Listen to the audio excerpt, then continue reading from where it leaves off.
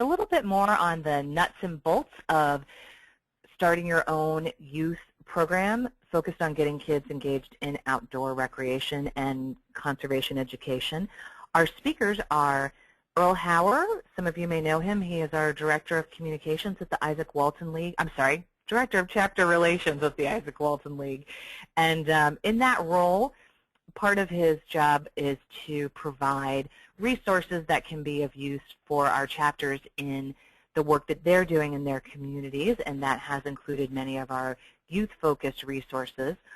Our other presenter is Rebecca Wadler, who is our Conservation Education Associate. She works closely with Earl on resources for chapters, and Rebecca is also spearheading our Tiny Ikes program, which focuses on nature education for preschoolers. So I am going to go ahead and turn the mic over to them to start tonight's broadcast. Again, thank you for joining us. So good evening. Again, thank you for joining us. We're going to jump right into this because we have a lot to cover in a very short amount of time. So thank you, Dawn, for the introduction. So I won't go over that again. The goal of tonight is to provide you with basic practical information, how to start a youth program at your chapter. Some activity ideas. We'll talk about how things you need to consider. So that's basically the overview of what our program entails. And for some reason, my screen is sticking. All right, one moment. There it goes. All right, it woke up. So the objective of tonight is to provide chapters with background tools that you need to connect young people with the great outdoors, what you need to do to make sure that the youth of the next generation are the conservationists that we have today. We need to make sure that there are more conservationists in the future, so that's why it's so important to educate the youth. Why does it keep doing that? Oh, 1 second for some reason. There we go. So I want to show you a quick video that we put together. What this is a short video about some of the youth programs that we have done actually here at National. So bear with me 1 second, and I will start that up for you.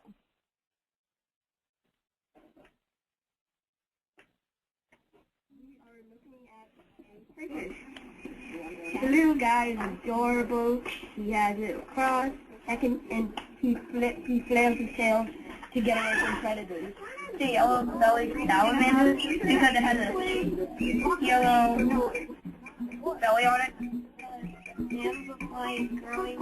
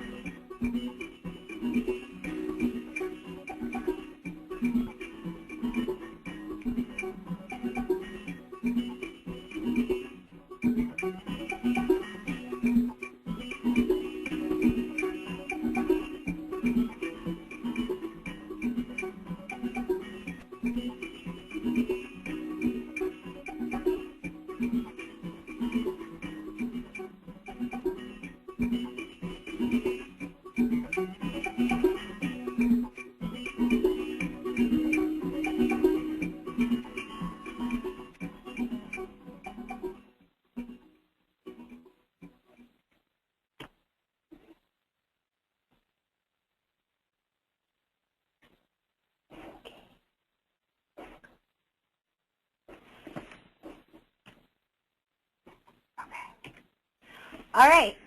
So I like that video. It shows a few of our programs and a little bit more about what you were seeing.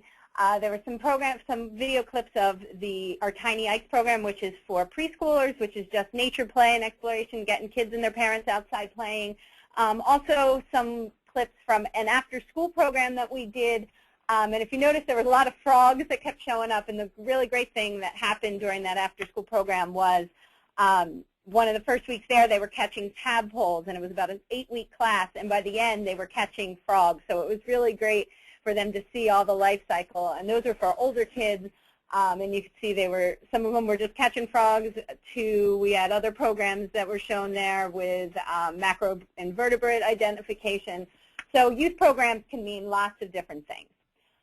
So one of the things that we're going to talk a lot about tonight, and I think it's a great tool for chapters when you're starting your youth program, where do you start, what do you do, is the youth manual. We are calling it the youth manual. I think the title is Engaging Youth in the Outdoors Manual. So this is the interactive hand-raising part of it. I would like if you could click who is familiar with this manual. If you are, please raise your hand in your panel right now. I'll give you a second to answer that question.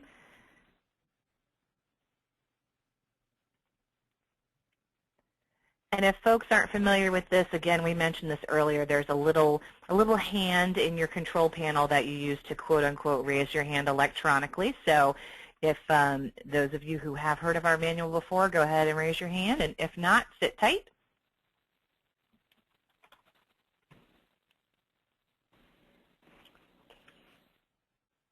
Oh, here we go. Sorry, let me just, I'm sorry, Rebecca. Oh, sorry. Let people answer their question. I'm jumping ahead. Okay, go ahead. Okay. And those that are familiar with it, who has used it actually in your program? And I went ahead and cleared out the first set of hands, so you can raise your hand again for this second question. So we see Aaron Ellers and Diane Hall. Thank you for raising your hands. Anyone else? All right. Susan Swarner as well. Thank you guys very much. Okay. All right. So those of you that aren't familiar with it, and if you are familiar and you haven't used it, you're in the right place because we're going to talk a little bit more about it. And we also wanted to tell you that we will be able to send you a CD-ROM of the manual. On that will also include the chapter manual, if you're familiar with that came out a few years prior to the youth manual. You'll just need to email me your name and address at the end of the webinar anytime. Doesn't have to be right at the end, and we can send you out a copy of that. So let's move on a little bit more. So why did we want a manual? Because we felt that every league chapter should develop a formal youth program, making sure that they are connecting youth to the outdoors. Our strategic plan indicates that all of our members helped us develop the strategic plan, and one thing that we heard overwhelmingly was that people were interested in connecting youth. So we wanted to put a manual together to provide information for chapters how to do that in a very simple, easy to use way, similar to our chapter manual. So what it was based on was a survey that we sent out to all our chapters in 2009. Side note, you will be receiving another, every chapter will be getting another survey about youth in the near future. So make sure that you get that back to us because that's going to help us even more develop youth programs. But as a sidebar. So we based that on information we received from the survey in 2009. We received funding from the endowment, and all of the youth manuals were distributed in 2012. So every one of your chapters received a hard copy from, it was sent to the chapter president. So if you haven't seen it, I would ask your chapter president where it is housed, because everyone got a hard copy along with a CD-ROM that was included in it. And I think we also sent the CD-ROMs to the youth programs coordinator. So if you had a youth programs coordinator at your chapter, they also received the CD-ROM. So there should be copies hanging around. And these were just materials, tools, other things that would help our chapters either develop a youth program or expand ones that they already have. So quick overview of the manual. There's about 4 or 5 sections. Introduction of why it's important, that why it's important that we have outdoor education for youth, why conservation is important, a little bit of the history. Youth activities, and this is really the meat of it. There's the activities that you can actually do. A lot of chapters get a little nervous. They want something that they can physically do at their chapter with youth, and that's what these activities are designed to do. A section on how to start the youth program, chapter youth program, and we'll get into a little bit more about that later, about how to, the things you need to think about when you're starting a youth program from beginning to end. And some resources that you can use as well, and some other materials. So let me get into that. Unit 1, this is what Unit 1 looks at, the sections that are in there talking about background environmental education, engaging youth in the outdoors. Unit 2 is, as I said, are our suggested activities. The activities were designed and they're written for, the project itself is written for ages 5 to 8. So if you don't know what that means, that's like kindergarten to 2nd grade. And then at the bottom, there's also how to expand this for older kids, 9 to 11. And we have 5 divisions of activities. If you can guess maybe what those 5 areas are that we divided it into. And if you haven't guessed already, I'll show you in the next slide. And then the objectives and what you want the kids to get out of this, and what next steps that you can do after these projects. So the 3rd unit is, as I said, how to get started, how to get volunteers, how to market your program, other things that will help you in getting this program off the ground or expanded. And then your last, Unit 4, is your resources that are out there. And also we included some of our worksheets that you might be familiar with. They're also available on our website. The activity books that are available to order, which a lot of you probably are familiar with, and then some other forms. We gave you standard liability forms, that sort of thing. So those 5 categories I talked about, we are defenders of soil, air, woods, waters, and wildlife, and that's how it's divided. As I said, the baseline is 5 to 8, and then also could be modified for 9 to 11. This is what a lesson plan will look like. Very simple title, learning objective, a little bit about the activity, and some questions to expand on the learning. The nice thing about these, they've been designed, most of them require very little materials, things that you already have, not a huge investment. How long this will take, again, the ages that it's great for, and we're not going to take 100% credit that we wrote all of these environmental educations about sharing of materials. So we've sourced these from a lot of other places, as well as some that we developed our own. So here's just really quick in soil what they look like, digging in the soil for soil dwellers, various other things you can, when you get if you get your hands on the manual, you can look through what these titles mean. The ones for air, woods.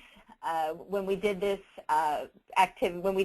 presentation at the convention last year, we actually had participants do some of these activities, and they all made a tree, which was a lot of fun.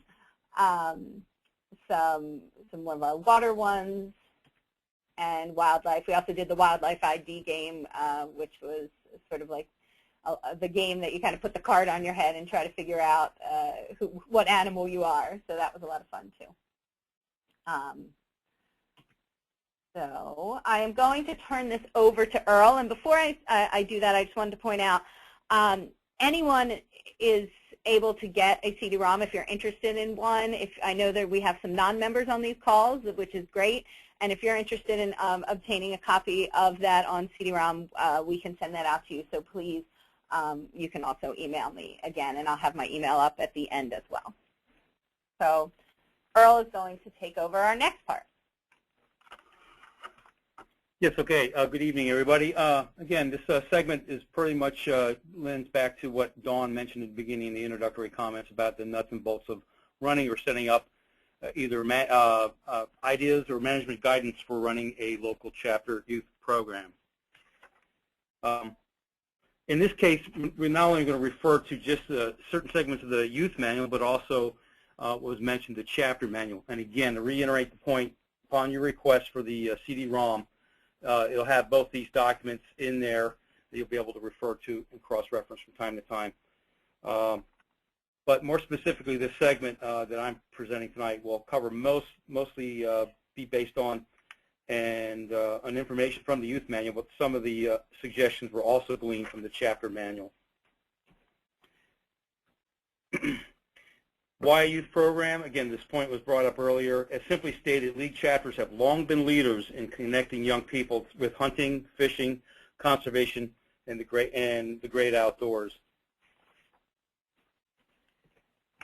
And if you, those who participated in last week's webinar, part 1, and earlier in Rebecca's presentation tonight, remember that the focus, and even the video, showed the focus on a positive, enjoyable educational experience that with nature, with a variety of games, activities, and projects. And again, that's some of the things that are available in this chapter manual, as well as other resource lists that we have access to on our website, the League's website.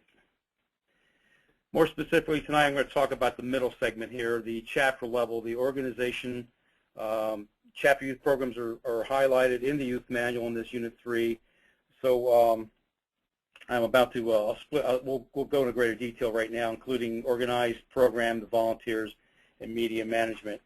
But within this manual, Unit 3, more specifically, you'll see that we have a lot of details available and ideas and management for guidance for running a local chapter youth program. And let's jump right into it right now. Starting your youth program, much of this is really basically common sense. Anybody who's run any activities for a chapter, a lot of these are it's just a smaller aspect of a program or activity or event at a chapter level. In the case of the Izaak Walton League, and here are some of the aspects we're going to cover. They include, of course, planning and budgeting, marketing the project, events, or activities, managing volunteers, potential partnerships, and special considerations and needs. For planning and budgeting, first, set your objectives based on interests for your members, In other words, they have a particular inkling to work on an event. You got a lot of enthusiasm there, capitalize that while you can. Also, you need to be aware of what natural resources that are readily available in your area that would work well for meeting your objectives. The organization itself, one of the key points that was brought out earlier is if your chapter doesn't already have a youth programs coordinator, we highly recommend that you do so. It's a matter of having that person step forward. That way we can kind of continue to keep in touch and communicate with that person throughout the year and actually throughout the years forward, whenever possible, on different, on new aspects, new information, new resources, tools that are available for chapters specifically related to engaging youth in the outdoors. Needs. The needs early in the organizational process, like say an early meeting, determine like how many people you anticipate and how many people you can actually safely and effectively, and I also like to say efficiently, manage during a particular youth event, because that's really critical. Budget and funding, of course, that goes without saying. It's typical in any chapter. They have to be aware of expenses and potential and revenue returns, and also maybe getting some funding and sponsorships, which go a long way. Most likely, chapters have no trouble seeking outside members and members as well to help fund or to participate in as a sponsor when it involves youth and kids and young people. It's always kind of like the magic button, and a lot of times for getting sponsorships and support. And lastly, have your predetermined date well in advance, and that will help you in allocating and tracking down not only volunteers, but just getting the participants and their parents to make the time for these special events.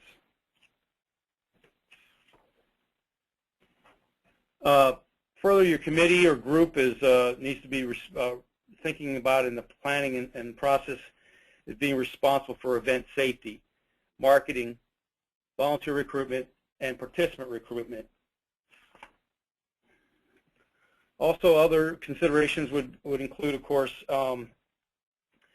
based on the interests and talents of the members. As mentioned earlier, in the process of determining the needs, it'd be nice to know that you have certain members have a special talent, whether it be an archery instructor or an ornithologist, somebody who's into it, an outdoor enthusiast as far as hiking, or possibly an educator, a teacher, or somebody who happens to work for a nonprofit or a conservation agency with a specific job experience and talent that can be passed on. Again, the available facilities you have, whether it's on the chapter grounds or out in the community.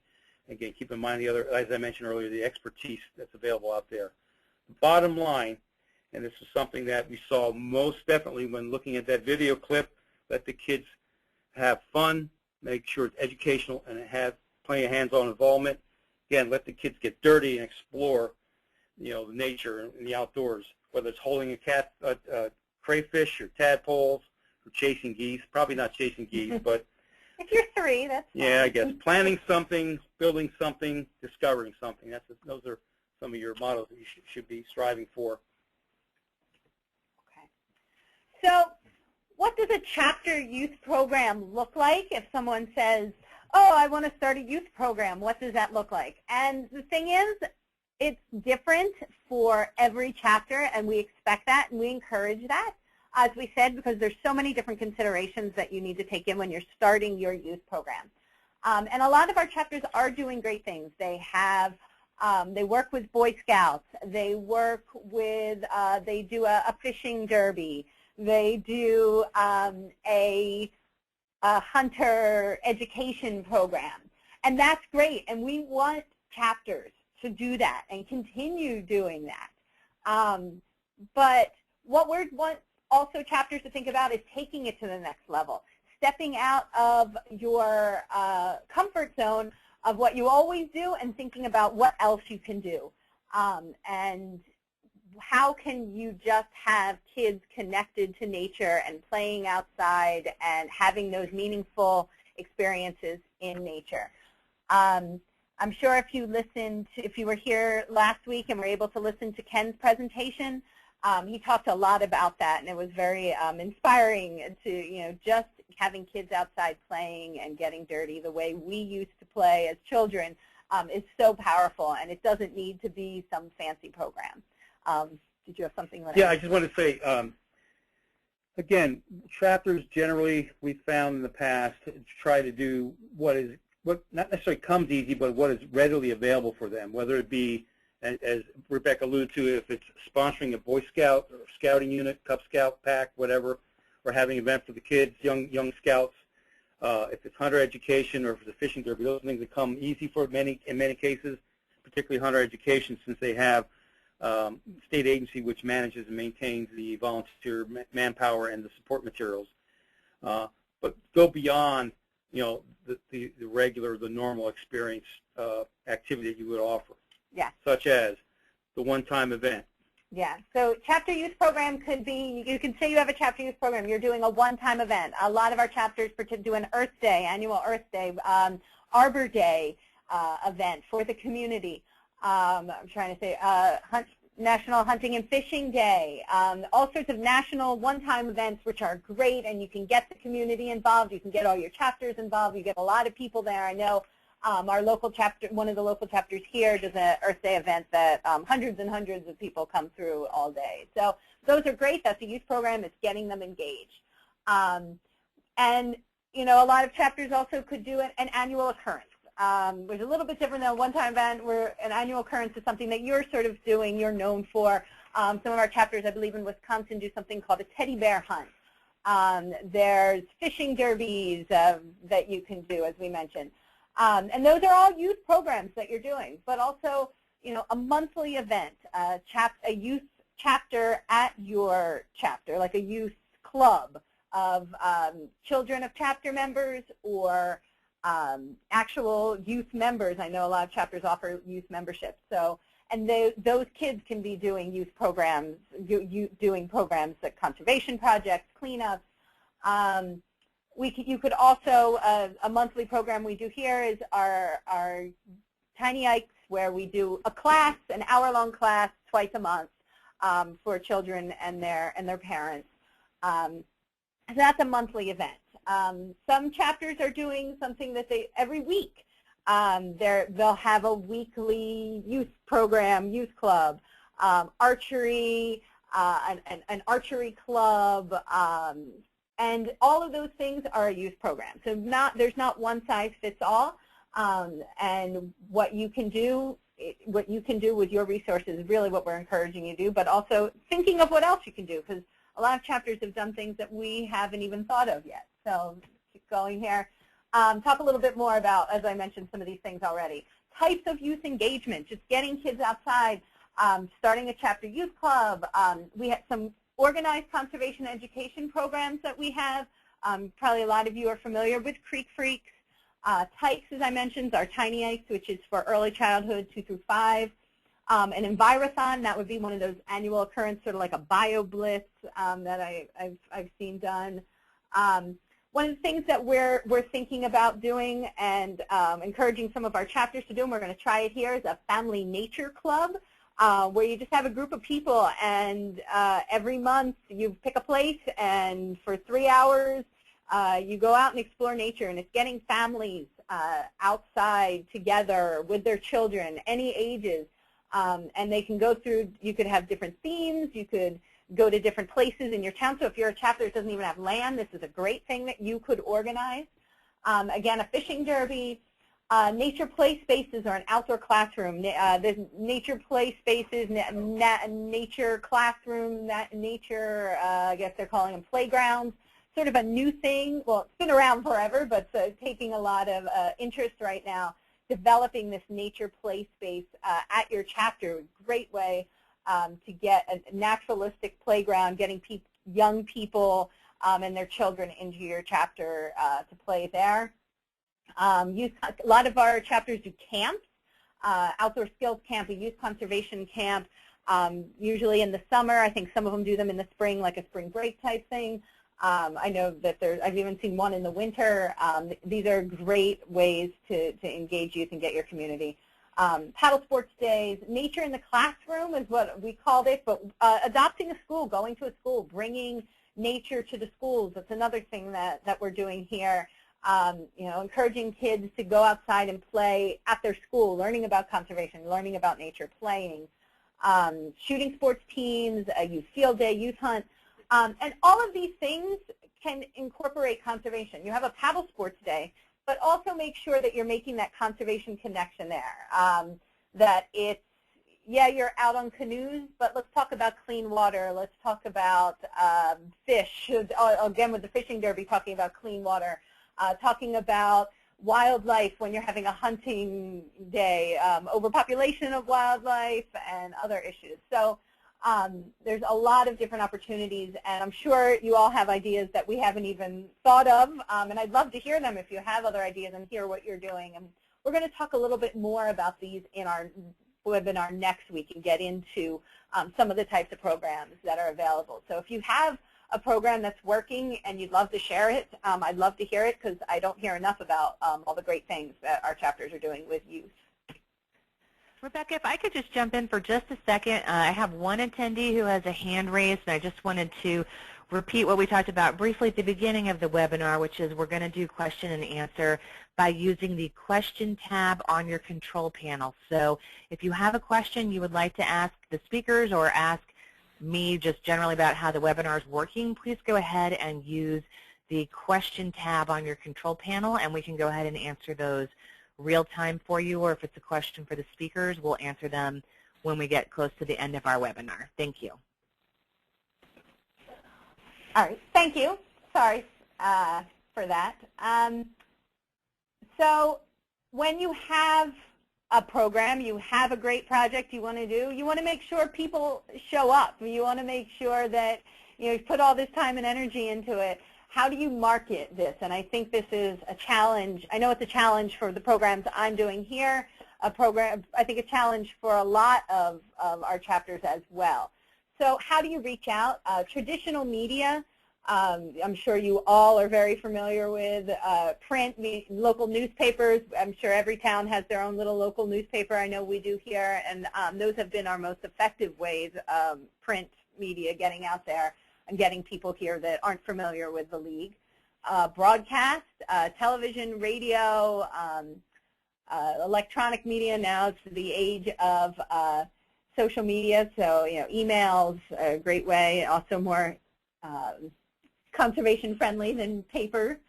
So something you think maybe some of our chapters aren't thinking about, and some of the things that we're dabbling in and just starting to get a handle on for marketing.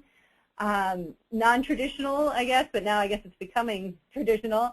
Social media, Facebook, Twitter, Instagram, which I'm not as familiar as I'd like to be with Instagram, but tweeting about your event. I don't know if how many of you follow the League, but you would have gotten a tweet about this event, about this webinar tonight.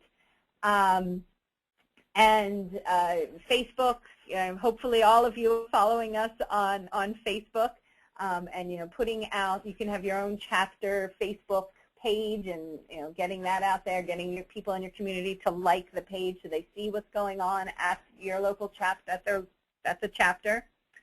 When you want to target youth, schools are a great place to find a large amount of youth. So one thing that we can do here is get flyers sent home in backpacks. So that takes a little bit of pre-planning because you have to print them out and get approval from the school, but sending things home, especially if you're having a big one-day community event or our after-school programs, of course, where the schools are, we sent home flyers with all the students about the program. And this is one, the family and mom-focused publications. If you want to get children, especially young children, to events, the people that bring them there most likely are their parents, specifically their mom. And me as a young mother of a young child, I'm very much familiar with a lot of these resources out there that I never knew existed. There's play groups that that I post all of our events on, of play dates in Montgomery County group on Facebook, so I'm able to post to them. Meetup, if you're familiar with meetup.com, you can set up a meetup and put information up there, and that's a great way to get people to your events. There's a lot of youth or family-focused publications. We have Washington Family, a Washington Parent magazine comes out monthly, also has an online approach. We are able to advertise our events with them, and that's a great way to get families who are looking for things to do with their young kids to events, one-day events, camps, everything. It's really a great way to target families and specifically moms. So think about blogs. I know I've reached out, there's a local blogger, and I've invited her to come to one of our classes, who then she can go back and blog about the event so other people know about our class, and she can hopefully write a good review of it, and it's another way to get word of mouth out there. So, Earl? Well, I just also wanted to say on the previous slide, one other thing too is remember in the chapter manual, the Unit 6 communications, I think you're going to find that there's a much more detail and additional detail and some tips on all these basic concepts of marketing and promotions and advertising, which will go a long way. excuse me. One of the biggest challenges that league leaders, or chapter leaders, I should say, face is you are a volunteer and you have to learn how to manage volunteers. And so recruiting volunteers is an important part. Recruiting and engaging the volunteers is critical for the success of your youth event. And some of the things, some tips to learn about or to know about in recruiting is what the skills and interests and the time commitment that you need ahead of time. Offer various commitment levels for certain volunteers. Recruit from partner groups as well. Say if you're partnering with another nonprofit or a school, obviously PTA would be a good source there. Invite friends and neighbors. They're not necessarily members, but that's a good way to make them members as well. And of course, advertise events and request for volunteers from within your organization. That's another way to go about it. And lastly, believe it or not, part of the recruiting process is also having a volunteer orientation or training purposes. You don't want to just throw these people cold into an event. Now, once you have them there, how do you motivate them? And I actually added recognizing at the end, although that is an actual part of the motivation, is to be able to recognize them for their contributions, whether it's a gift or some sort of a recognition, a certificate, or just recognizing them in front of their peers, and particularly in front of the young people too, thanking them for what they've been able to participate in and offer to the group. Make sure that their tasks are fun, and again, matching the assignment, the right assignment with the right volunteer. And of course, communicate regularly and ask for feedback from the volunteers in the process of planning and conducting, and an after effect as well. We talked a little bit earlier too about potential. Who are these potential partners? Rebecca went into great detail talking about schools, whether it be public or private schools. You might find that some private schools, and let's not overlook homeschooling groups either. A lot of homeschooling groups have cooperatives where they get together and they try to do field trips and engage in outside of the house classroom activities. Like-minded groups, of course, we're going to go in a little more detail on that, but there'll be other nonprofits who have some sort of youth emphasis or some established youth programs. Government agencies, the most likely candidates there would be the state fish and wildlife agencies, environmental or conservation quality organizations. Federal government would be NRCS, Natural Resource Conservation Service, U.S. Forest Service, and U.S. Fish and Wildlife Services. There are a few that come to my mind. Corporate are pretty easy to think who those might be. Sporting goods dealers, outdoor supply places, bird feeder places, what would you call those? I guess just specialty bird shops and nature shops, feed shops. Guides and outfitters too might also be a good corporate source. And lastly, other Izaak Walton League chapters. If you have a good program and your chapter is located in the proximity of another chapter, consider reaching out to either have them participate with you as partners, or if anything, offer your youth activity to their members and their children of their members as well. Again, we talked a bit about the nonprofits. Here's some examples of like-minded groups that we mentioned earlier. Obviously, 4-H, Boy Scouts, Big Brothers Big Sisters. Some are stronger in other areas. FFA, more in the rural communities. Girl Scouts are pretty much nationwide. Then we have some of the other conservation animal groups, Ducks Unlimited with their Green Wings program, National Wild Turkey Federation with their Jakes program. There's other organizations. And some of these other ones are more specifically oriented around shooting sports and introducing them to shooting sports, hunting, and fishing. From the chapter manual, you'll find there's a little bit more extensive segment, although there is a portion, a page dedicated to this section here in the youth manual as well. Insurance liability and safety concerns and considerations. First, the release and the photo uses.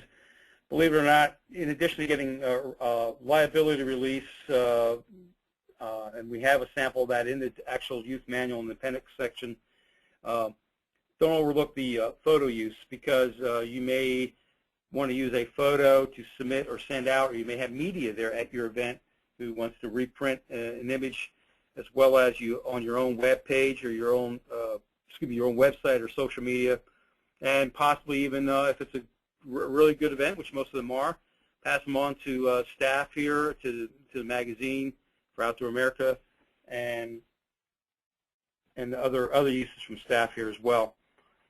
Background checks. We're hearing more and more about this topic. Simple approaches to for certain volunteers have set some standards as far as interacting with young people. But the big thing is, if you're looking for a background check on an individual, you can go to usually you can go to a county sheriff's office, and I know they do a nominal for a nominal fee, do a background check for individuals for schools all the time. So it should not be any different for chapters. First aid medical considerations. Something as simple as carrying a small field first aid kit for when you're taking the kids afield in nature. If you're traveling somewhere off-site, have one on a bus or a vehicle. And even if a larger, big event at a chapter, you want to even consider having a trained EMT on site, a well-designated medical location, medical first aid location. And in some cases, I've been to some chapters where they've actually had emergency vehicles there. They had so many people that used to have one on site and on call as well, but they're there to help out. Local laws and permits, believe it or not, it all depends on the jurisdictions where you're presenting. If you're on site, there may be some laws that require certain permits be acquired for serving food, for example, or just maybe even fishing. You don't know. Although most fishing for young people is free. Most states recognize that that's their future by encouraging young people to learn more about it. But it may require that the adults that are helping with the fishing have to be licensed. Public liability coverage. Every chapter has to carry insurance. It's a kind of a known entity, but always seek advice. Make sure that from an insurance agent that the coverage you have is ample and sufficient for your particular event. Covers your volunteers too. Make sure that it's covering your volunteers and also covers off-site things. Those are some of the issues that we've had in the past that we need to clarify. Follow-up includes everything, like I mentioned earlier before, just follow-up, meeting with your volunteers, getting some feedback, an after-action or after-event report such as that. That'd be a good opportunity when you have that meeting is also recognize some of your volunteers and just basically find out what worked and what didn't work and why you're at it. If it worked and it was great and everybody's psyched about it, now's the time to plan for next year's event or the next time event. Yeah. And also with follow-up, the one thing I would like to stress is that you follow up with the participants that are attending. That if it's a one-time event, that you don't talk to them that one time and never talk to them again until next year. Try to keep them engaged as much as possible. Make sure when they sign up that you're getting email addresses at the very least, so you can convert these potential people that are interested in conservation, interested in what you're doing, to potential members as well. And follow up with them through the year. Put them on your mailing list so they find out what the chapter's doing, even if they aren't members. I think this is a great way to get new members and young members into your chapter. And their parents as well, too. Yeah. Right. Lastly, I just wanted to point this out to you, and we have it available online. I'm going to give you the connection for that in a second here, but we have this handy source. I think it goes a long way. If you're looking for a user-friendly handout, we have an Outdoor America reprint from a few years ago. It has some quick, easy 10 ways to attract youth to your chapter. You can read them yourself. It's pretty much common sense. It approaches, take all aspects of outdoor recreation, get some conservation, working with schools, seasonal festivals, other youth groups. These are some of the points that we covered earlier.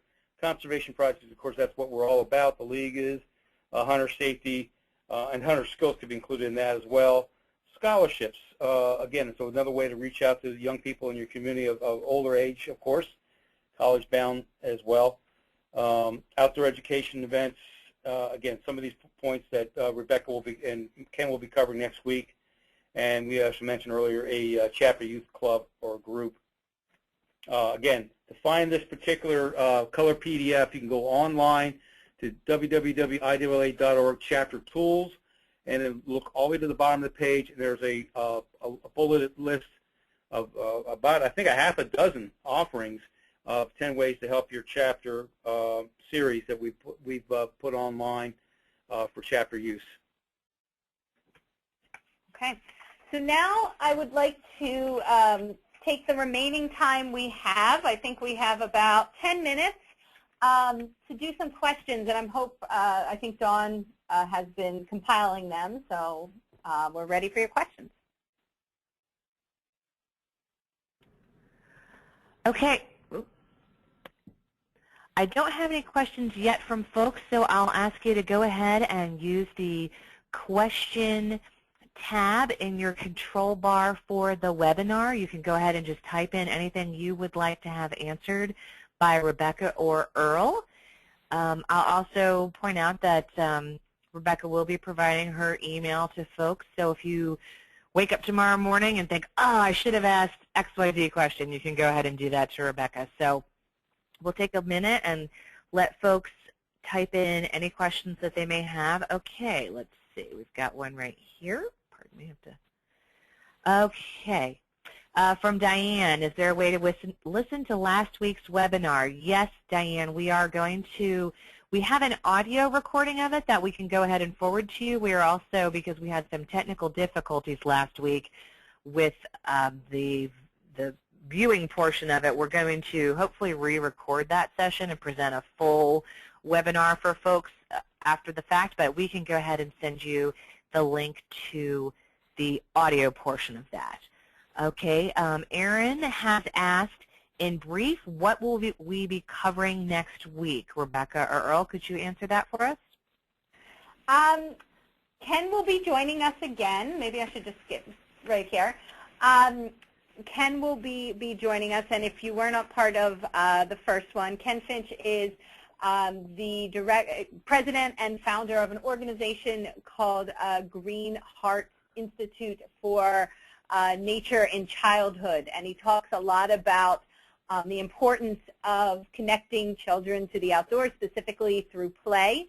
So he's going to talk a little bit more about that and get specific about how to do that at your chapter. We've entitled that Youth Programs That Work.